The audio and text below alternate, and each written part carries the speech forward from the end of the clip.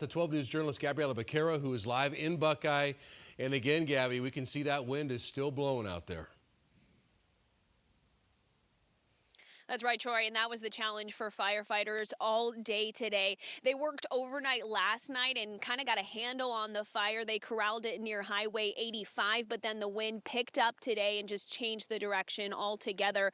Behind me, we can see that orange glow of smoke and flames off in the distance. That's something fire officials tell us we'll continue to see overnight as firefighters work to get a handle on this. It's kind of miserable with the wind blowing and the smoke smell. This large black plume of smoke that can be seen from miles and miles away is hanging directly over the Buckeye Equestrian and Event Center near Miller and Hazen Roads. It's one of the closest properties to a large brush fire burning in the West Valley. You see a 100-foot wall of flames and black smoke because the creosote trees are burned pretty black.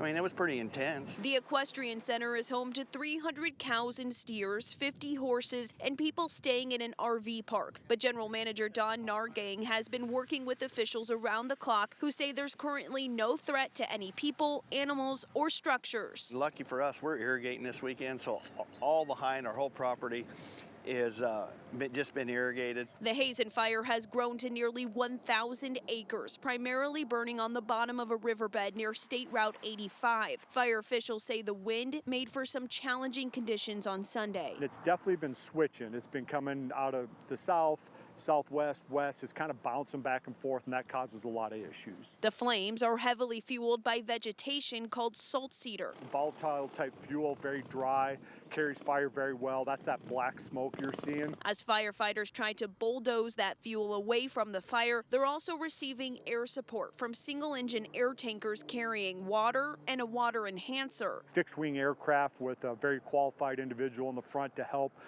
the guys on the ground make decisions and help them get the fire put out. So everything's going as planned. Nargang hasn't seen a brush fire burn this big or close to their property before. There's been some spot fires here and then, but nothing like this. But he's remaining calm and trusting firefighters will keep them all safe. And we have so many good neighbors that have offered us places to go with things if we needed to go, but as of right now, we feel pretty confident where we're at.